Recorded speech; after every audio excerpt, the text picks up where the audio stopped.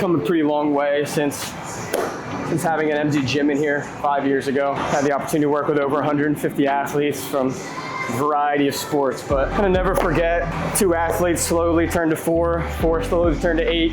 So we had a community of high-performing athletes who just always wanted the best out of each other.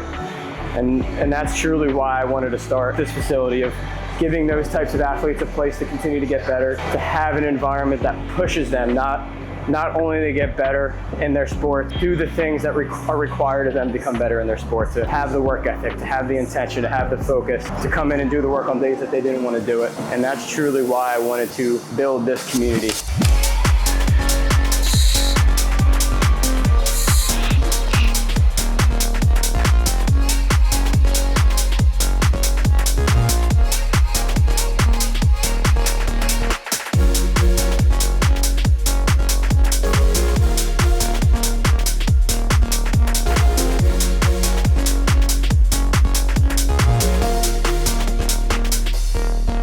As a coach, you obviously always want to show up the best for your athletes. If you do become a coach, you're in the business of hopefully changing lives for the better, and whatever you coach is simply your medium to do that. And in this case, it's strength and conditioning, and trying to, again, put athletes in the best possible position to be successful, to challenge them to whatever level that they need to be challenged at, to hold them to the standard that is required to get them to wherever they want to be, whatever their goals are, whatever their aspirations might be.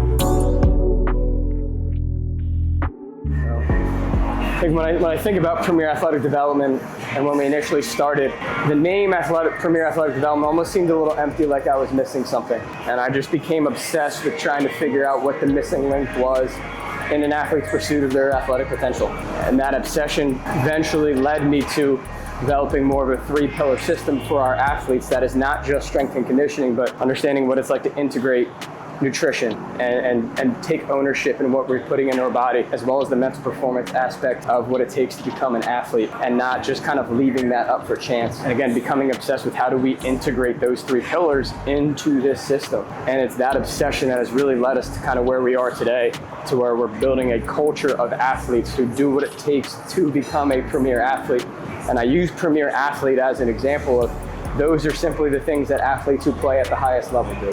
That they take care of their bodies, that they train to become the best version of themselves, that they fuel themselves with intention, and that they take care of their mind, their mental health, and their mental performance. And that's simply what I'm trying to create here, is trying to create athletes who take ownership of those 3 pillars, and that push everybody that comes in to do those things too. So that way we keep that standard of a premier athlete as somebody who does those things versus someone who just comes in here, lifts some weights, runs a few sprints, and goes home. That we want that to become what we embody at Premier Athletic Development.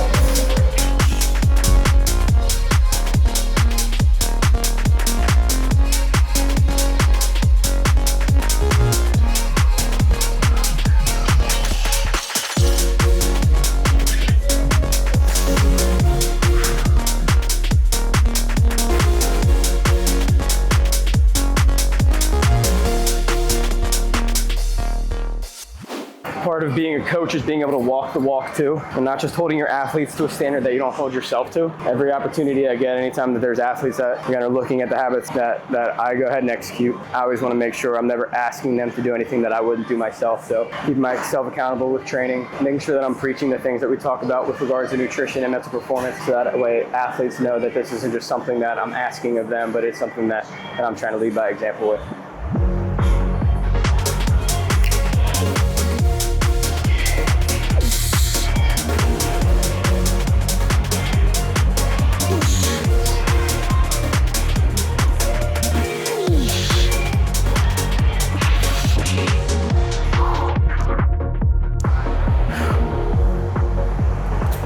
I'm asking them to push themselves the hardest that they can, and I don't do that, how can I possibly ask them to do the same thing?